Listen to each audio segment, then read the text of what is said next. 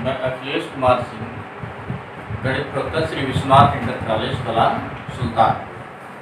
आज देखिए, पिछले वीडियो में आप लोगों को बताया क्या गया था समृद्ध संख्या। समृद्ध संख्या अर्थात कोई भी a प्लस आई बी के रूप में लिखना है समृद्ध संख्या को, z equal to a plus i b की फॉर्म में। आपको क्या चेंज करता है, एक समृद्ध संख्या z equal to a plus i b के फॉर्म में, ये बदलना आप लोग सीख चुके हैं। अब यहाँ पर ये बताया गया ए क्या होता है, रियल पार्ट होता है जेड का, और बी क्या होता है, ये इमेजिनरी पार्ट होता है। ठीक है, तो आज हम इसी टॉपिक को आगे बढ़ा रहे हैं। यहाँ पर आप लोग ध्यान दीजिए, इसका जियोमेट्रिकल रिप्रेजेंटेशन क्या होता है। जियोमेट्रिकल रिप्रेजेंटेशन या समृद्ध संख्या का ज्यामितीय निरूपण, geometric representation of a complex number.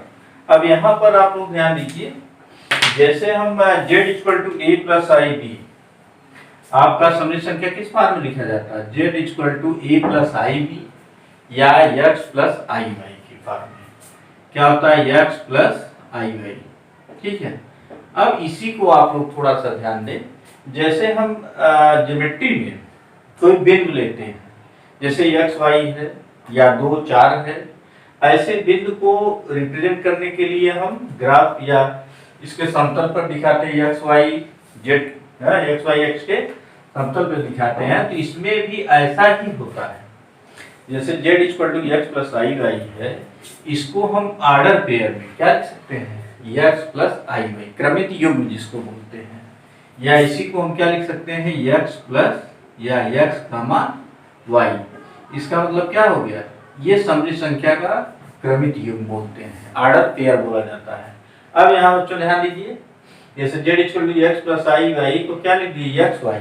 अगर x o y समतल में, ध्यान दीजिए x o y समतल में अगर कोई बिंदु मान लीजिए p x कामा y है, p x कामा y है, यहाँ से x अक्ष पर लंब हम क्या डाल दें, pm डाल दें।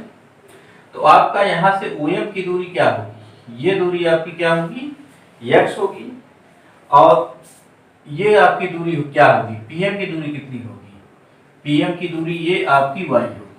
कितनी होगी, ये दूरी y होगी। जैसे हम किसी बिंदु को निर्देशांक तल पर दिखाते हैं, वैसे ही आपका क्या है, समृद्ध संख्या को भी ये समृद्ध तल पर दिखाते हैं। ठीक है, तो ये आपका हो गया pxy, या इसी को हम क्या बोलते हैं, z equal to x plus i y, z equal to x plus i y, ये आपका होता है z equal to x plus i y को समृद्ध तल में, अर्थात इसमें हम pxy के फॉर्म में दिखा सकते हैं, एक बिंदु के रूप में दिखा सकते हैं। अब जिस समृद्ध तल में, अर्थात इसमें आप लोग देखिए समृद्ध तल अथवा आर्गन तल क्या होता है। सबसे पहले तो हम ये जानेंगे, वह समतल जिसमें किसी समृद्ध संख्या को, वह समतल जिसमें किसी समृद्ध संख्या को ज्यामितीय रूप से किसके द्वारा, किसी बिंदु के द्वारा निरूपित किया जाता है, किसी बिंदु के द्वारा निरूपित किया जाता है समृद्ध तल, या इसी को हम आर्गन तल या क्या बोलते हैं, गौसियन समतल, क्या बोलते हैं, गौसियन समतल कहा जाता है। मतलब समृद्ध संख्या को यदि किस रूप में लिखा है, ज्यामितीय रूप में किसी बिंदु के द्वारा निरूपित किया जाता है, तो उसे ही हम क्या कहते हैं, समृद्ध तल अथवा आर्गन तल कहते हैं। ये आपका क्या होता है, ये समृद्ध तल होता है। अब इसमें जैसे z equal to x plus i y में आप सपोज करिए, इसका रियल पार्ट क्या होता है, x होता है, इमेजिनरी पार्ट y होता है।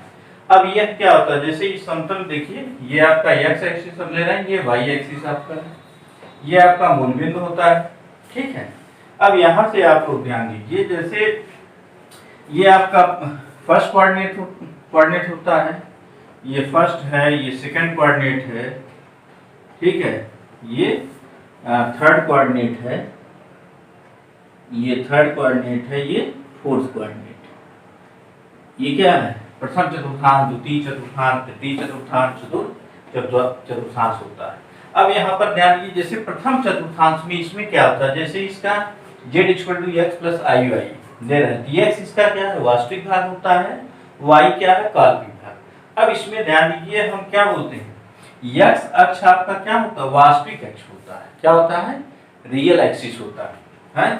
तो x अक्ष को हम क्या बोलते हैं, वास्तविक अक्ष या रियल एक्सिस, और y अक्ष को हम क्या बोलते हैं, काल्पनिक अक्ष, या इसी को इमेजिनरी एक्सिस बोला जाता है।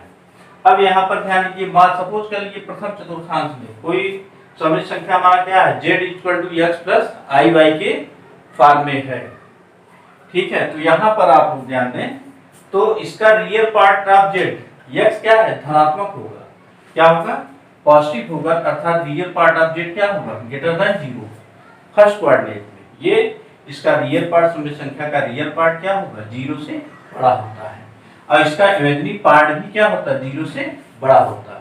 ये फर्स्ट कोऑर्डिनेट में अगर आपका क्या दोनों धनात्मक है, वास्तविक और काल्पनिक भाग दोनों धनात्मक है, ये किस कोऑर्डिनेट में होगा, फर्स्ट कोऑर्डिनेट में होगा, और ये रियल पार्ट ऑफ z इसका क्या होगा, 0 से बड़ा होगा, इमेजिनरी पार्ट ऑफ z क्या होगा, 0 से बड़ा होगा।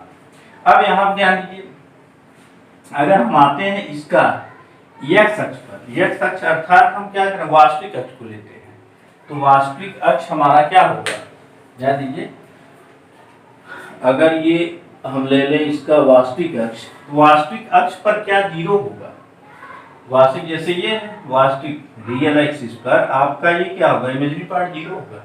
अगर ये 0 होगा तो x की ही वैल्यू आएगी इस पे, जैसे किसी बिंदु का निर्देशांक हम दिखाते हैं, ये से x अक्ष का समीकरण क्या होता है, y बराबर 0 होता है, ऐसे ही इसमें होता है। z equal to x plus i y, अगर ये पूछा जाए x अक्ष पर इस सममित संख्या के रूप में क्या होगा, ये इसका क्या होगा, इमेजिनरी पार्ट 0 होगा, अर्थात y यहाँ पर हर जगह इस पर y क्या होगा, 0 होगा, अर्थात ये क्या होना चाहिए, यहाँ हम लिख सकते हैं imaginary part of z, imaginary part of z equal to कितना होगा, 0। इमेजिनरी पार्ट ऑफ z क्या होगा, 0। इमेजिनरी पार्ट ऑफ z का मतलब y अगर 0 होगा, x की वैल्यू इस पर आ जाएगी, x अक्ष पर। और इसमें आप लोग ध्यान दीजिए, y अक्ष को क्या बोलते हैं, काल्पनिक अक्ष, इमेजिनरी एक्सिस बोला जाता है। अब इमेजिनरी एक्सिस पर ध्यान दीजिए, इस पर क्या, y अक्ष पर क्या होगा, यहाँ पर हर बिंदु पर क्या होगा, x 0 होगा, यस मतलब इसका रियल पार्ट ऑफ z क्या होगा, इस सममित संख्या z का रियल पार्ट आपका 0 होगा। तो यहाँ रियल पार्ट ऑफ z क्या होगा, ये real part of z equal to कितना होगा, 0।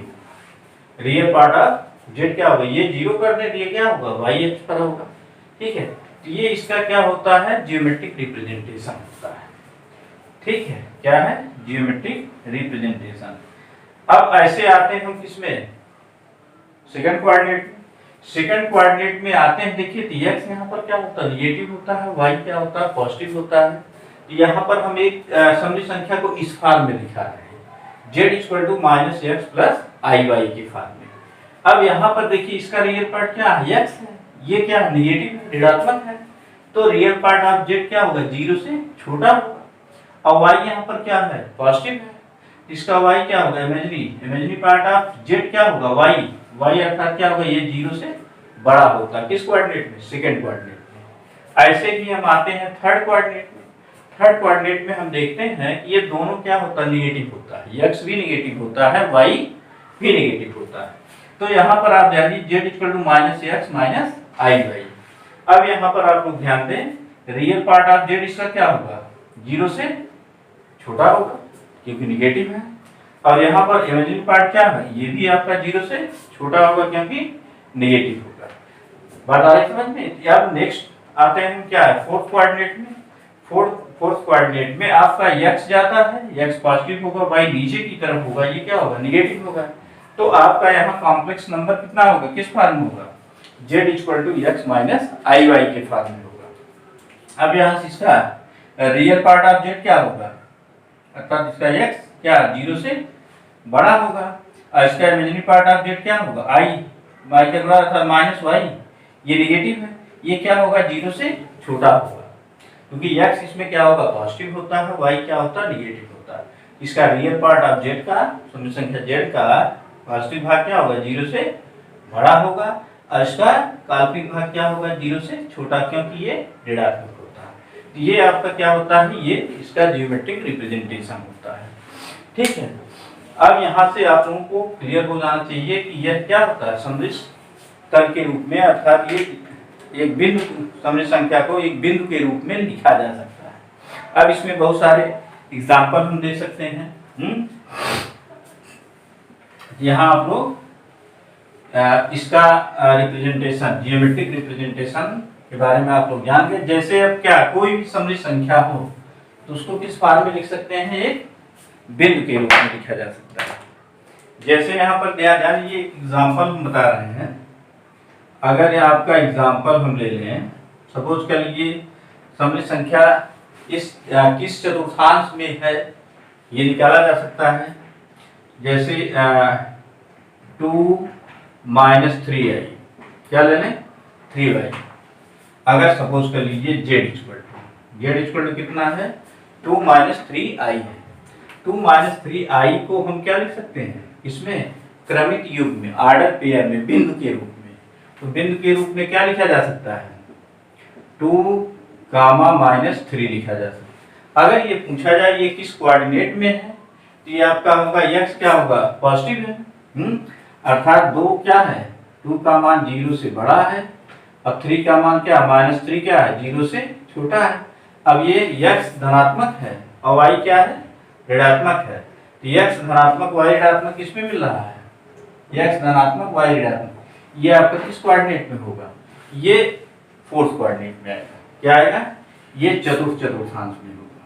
किसमें होगा, चतुर्थांश में होगा। ऐसे z इक्वल टू अगर हम ले लें -2 + 5 है। अब इसको हम देखें ऑर्डर पेयर क्रमिक युग्म के रूप में कैसे लिखा जा सकता है। ये आपका -2 कामा कितना होगा, 5। अर्थात ये किस, ये 2 का मान, ये 2 -2 क्या है, 0 से छोटा है। तो 0 से छोटा अर्थात ये किस में जा रहा है, सेकंड कोऑर्डिनेट में। और ये 5 क्या है, 5 क्या है, 0 से बड़ा है, y एक्सिस पर। तो ये आपका किस कोऑर्डिनेट में आएगा, ये सेकंड कोऑर्डिनेट।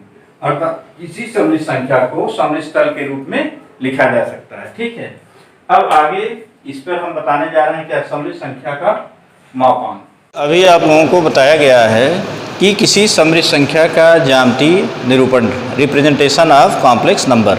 तो इसमें आप लोग किसी सममित संख्या को एक बिंदु के रूप में लिखा जाता है। जैसे आपको बताया गया था z equal to x + iy, ठीक है, x + iy। यहाँ x क्या है, आपका वास्तविक भाग होता है, y क्या है, काल्पनिक भाग। और इसी को एक बिंदु के रूप में कैसे हम x, y के रूप में रिप्रेजेंट कर सकते हैं, अर्थात एक बिंदु के रूप में। x आपको ये भी पीछे बताया, x अक्ष को क्या कहते हैं, काल्पनिक, रियल एक्सिस, वास्तविक अक्ष बोलते हैं। और y अक्ष क्या होता है, आपका इमेजिनरी एक्सिस होता है, अर्थात ये होता है काल्पनिक अक्ष होता है। तो इसमें x, y अर्थात किसी भी सममित संख्या को एक बिंदु के रूप में रिप्रेजेंट किया जाता है। अब इसी सममित संख्या का हमें मापांक निकालना है, और मापांक हमेशा क्या होता है, आपका पॉजिटिव, धनात्मक ही होता है। तो अब यहाँ पर ध्यान दीजिए, मान लीजिए यही हम लेट कर रहे हैं, let z equal to x + iy, x + iy को एक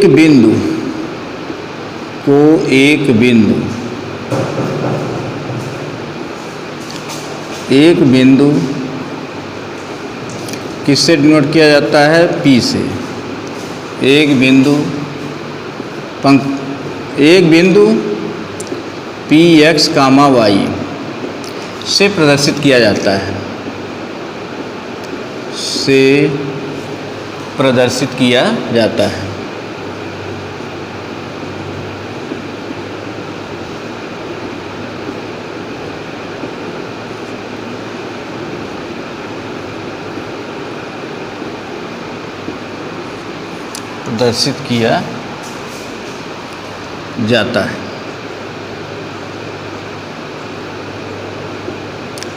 प्रदर्शित किया जाता है।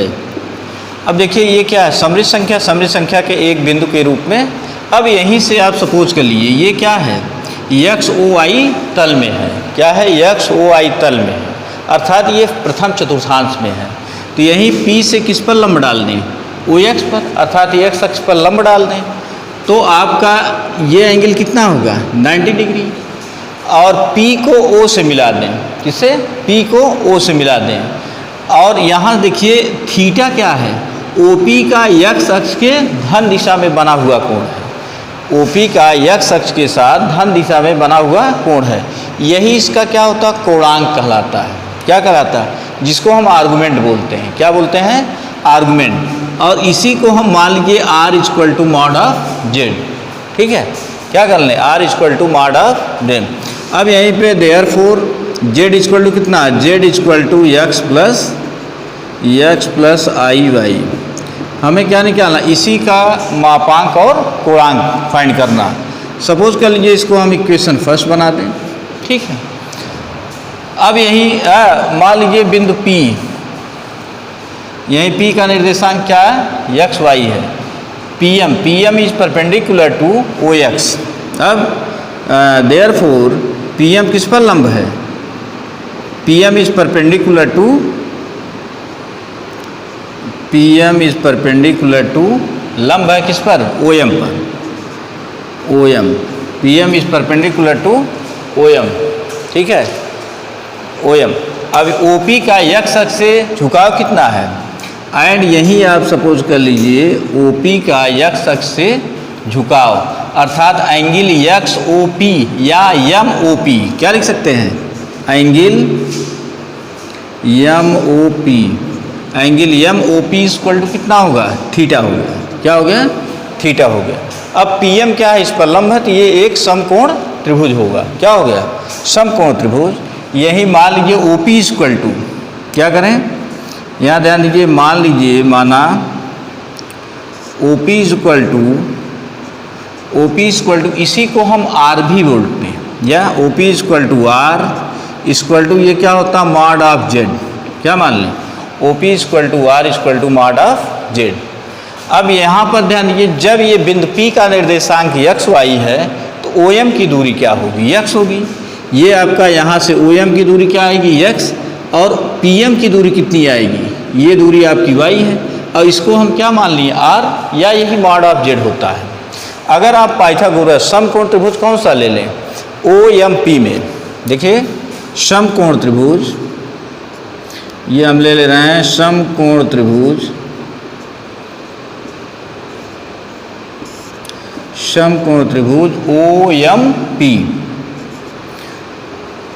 OMP में। अब इसमें आप लोग पाइथागोरस प्रमेय जानते ही हैं, किसी समकोण त्रिभुज में कर्ण पर का बना वर्ग शेष दो भुजाओं के बने के वर्गों के योगफल के बराबर होता है। तो यहाँ से हम वैल्यू अगर निकाल लें तो OP स्क्वायर इक्वल टू कितना होगा, OP स्क्वायर इक्वल टू आपका आएगा OM स्क्वायर। क्या होगा, OM स्क्वायर, और प्लस कितना होगा, PM स्क्वायर। कितना हो गया, PM स्क्वायर। ठीक है, अब यहाँ से आप देखिए OP की वैल्यू कितनी है, OP को R ही माना गया है, तो यही आपका होगा R। क्या हो गया, R स्क्वायर। अब यहाँ से ध्यान दीजिए OM की वैल्यू क्या है, OM इक्वल टू आपका x है, तो यहाँ पर कितना हो जाएगा, x स्क्वायर प्लस PM की वैल्यू क्या है, PM y है, तो ये आपका y स्क्वायर हो गया। क्या हो गया, y स्क्वायर। अब या यहीं से अगर R की वैल्यू हम निकालें तो R इक्वल टू कितना होगा, रूट में आएगा, रूट क्या हो जाएगा, x square plus y square. क्या हो गया, root x square plus y square. या इसी को हम लिख सकते हैं कितना, R को क्या माना गया, मॉड ऑफ Z। R क्या है, मॉड ऑफ Z। तो R इक्वल टू हो जाएगा mod of Z equal to under root x square plus y square. कितना हो गया, x square plus y square. अब यहाँ से आप ध्यान दीजिए, तो ये आपका R equal to mod of Z equal to x square plus y square. या हम इसी को लिख सकते हैं क्या, इसका समृद्ध संख्या Z का मापांक r equal to x plus i y का मापांक कितना हो जाएगा, अर्थात यहाँ पर ध्यान दीजिए, अर्थात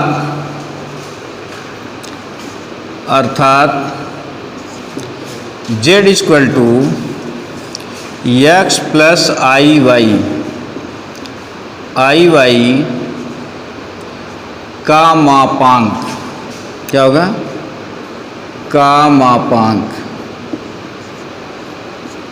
मापांक आपका आ जाएगा मॉड ऑफ जेड, कितना होगा, mod of z is equal to under root x square plus y square, x square plus y square, यहाँ हो जाएगा x square plus y square, या इसी को हम ध्यान दीजिए, एक्स क्या है, ये x जो है real part of Z, Z का वास्तविक भाग है, y क्या है, जेड का इमेजिनरी पार्ट है, काल्पनिक भाग है।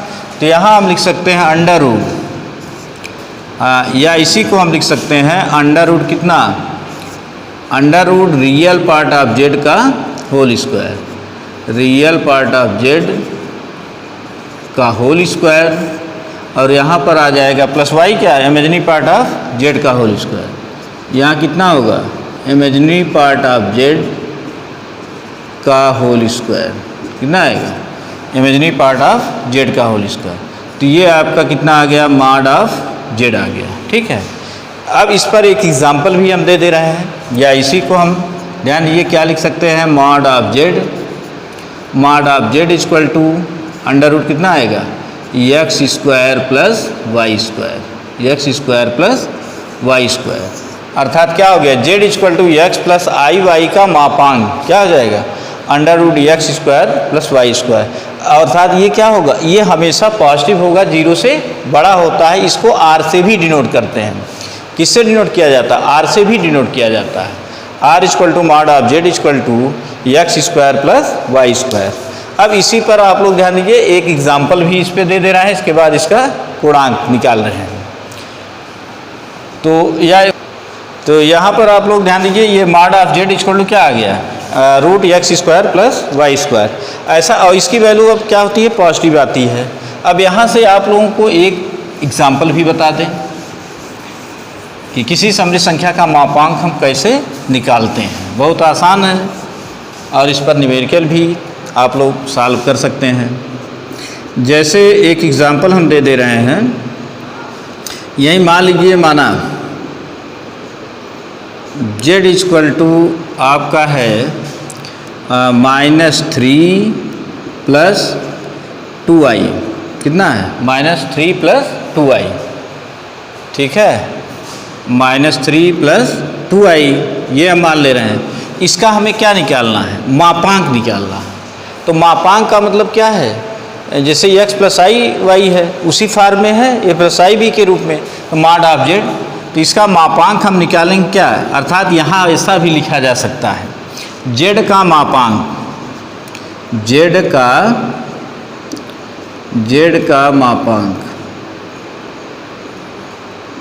का मापांक, अर्थात इसी को हम लिख सकते हैं मॉड ऑफ जेड, क्या लिख सकते हैं, mod of z, under root क्या होता है, जैसे x प्लस आई वाई का मापांक क्या होता है, under root x square plus y square. तो यहाँ पर क्या होगा, x की जगह के कितना आपका -3, तो -3 का स्क्वायर और प्लस y की जगह कितना 2 है, तो यहाँ आपका कितना होगा 2 का स्क्वायर, अर्थात ये मापांक आ जाएगा कितना, -3 का स्क्वायर करेंगे 9 और प्लस कितना आया 4, तो 9 4 कितना हो गया 13, अंडर रूट कितना आया 13 आ गया। तो ये मॉड ऑफ जेड आ गया, ठीक है। ऐसे ही हम क्या निकाल सकते हैं, पूर्णांक भी निकाल सकते हैं, ठीक है। तो अब देखिए पूर्णांक का हम इसी से डेरिवेशन भी बता दे रहे हैं, ये एग्जाम्पल आप लोगों को समझ में आ गया होगा। तो इसका पूर्णांक निकालने के लिए देखिए सब कुछ यही है, मापांक आ गया आपका, इसका पूर्णांक निकाल लें तो बिंदु वही सब यही मान लीजिए। एंगल कितना आपका है, ये दिया गया angle MOP equal to theta, ठीक है। तो यहीं से समकोण त्रिभुज यही ले लीजिए और यहीं से tan थीटा निकाल लीजिए। तो समकोण त्रिभुज हम कौन सा ले लें,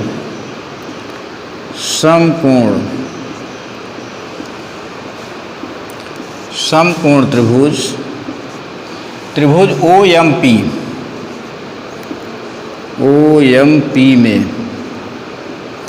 OMP में क्या हो जाएगा, अगर यहीं से हम tan थीटा ले लें तो tan थीटा इक्वल टू होता है क्या, लंब बटे आधार। अगर थीटा ये एंगल है तो लंब आपका क्या होगा, PM होगा। तो यही आपका हो जाएगा PM अपान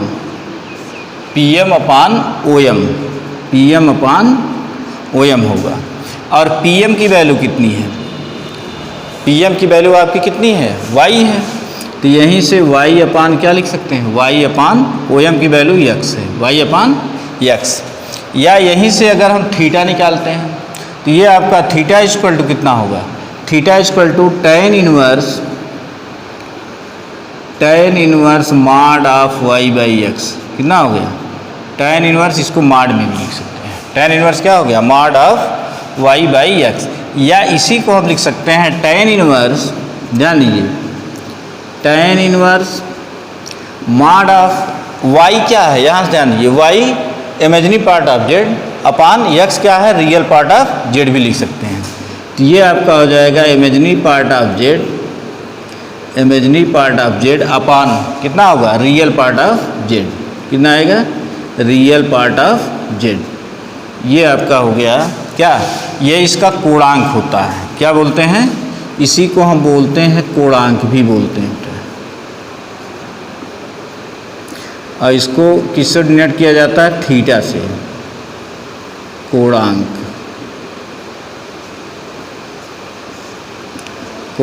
थीटा बराबर ये आपका हो जाएगा।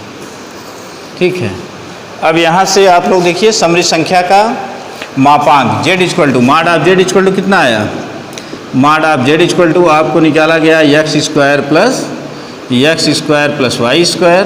ठीक है, और इसका कोणांक थीटा इक्वल टू, और थीटा क्या है, x अक्ष, OP का x अक्ष की धन दिशा से झुका कोण होता है।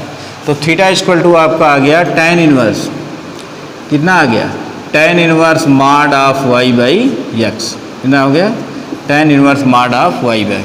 तो ये आपका क्या हो गया, मापांक हो गया, ये आपका कोणांक हो गया। ठीक है, नेक्स्ट वीडियो पर इस पर एग्जाम्पल बताएंगे और आपका मुख्य कोणांक और इसका ध्रुवीय रूप क्या होता है ये बता के इसके बाद ये लास्ट वीडियो में सारा कुछ आपका हो जाए कंप्लीट। थैंक यू बेटा, ओके।